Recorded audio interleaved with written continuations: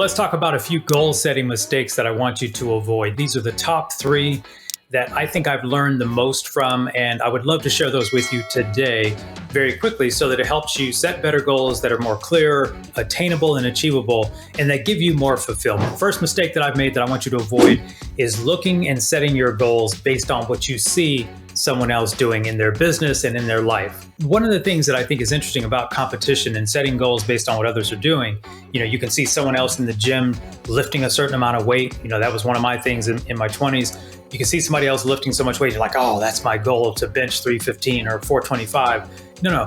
You look at someone whose business is doing 8 figures and you think, well, I want to do 8 figures.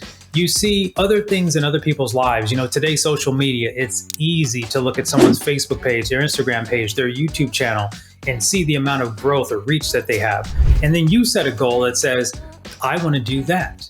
Mistake number 1 is you need to set a goal that's internally motivating to you, not externally motivated by what someone else is doing. You cannot run your chapter 2 when they're running chapter 13. Mistake number 2 is not clearly defining why the goal matters to you. This one exercise, I think, changed the game for me in goal setting. I learned it in 2003 when I was working with one of my coaches.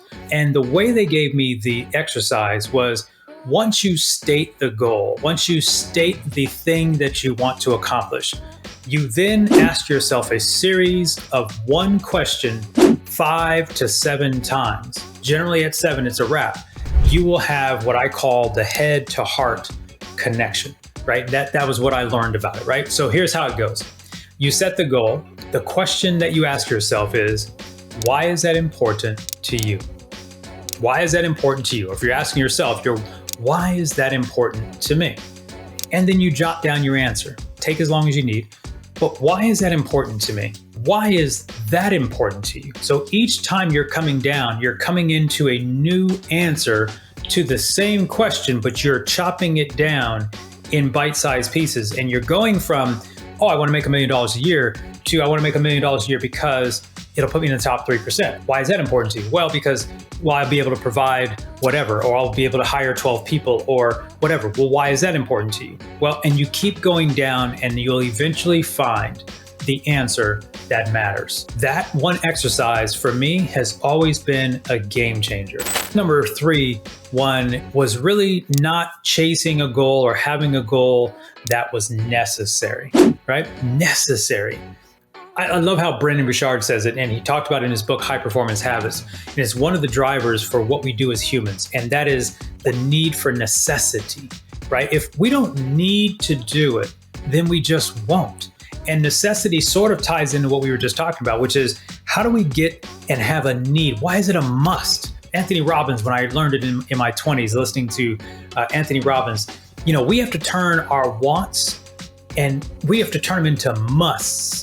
We won't do what we're supposed to do unless it's a must, unless we must do it. It's not, we can't have this wishy-washy attitude about what this goal is. Otherwise, we just won't do it. Why is it a must that we have to get this done? What is the necessity for getting this thing done? Here's another quick exercise that I want to wrap up with.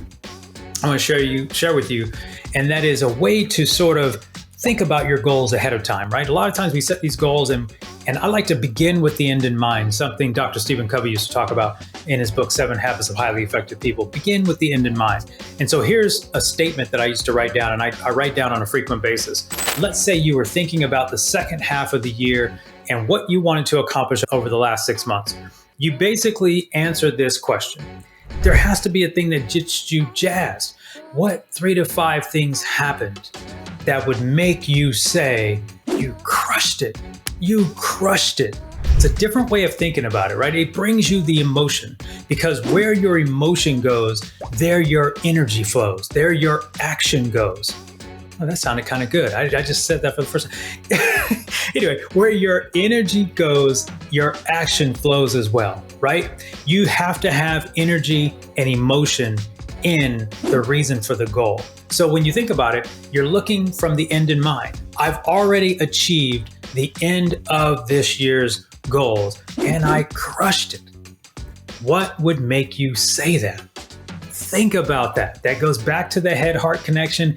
It goes back to that internal dialogue about what really matters to you. These were 3 big lessons, 3 big mistakes that I had to grow through so that I could, as you, I'm just like you, take my eye off of what other people were doing and focus on what really mattered to me. I hope that serves you, my friend. And if you did, hit the like, hit the follow, subscribe button wherever you're listening to this so you never miss another episode. I'll talk to you soon. Bye-bye.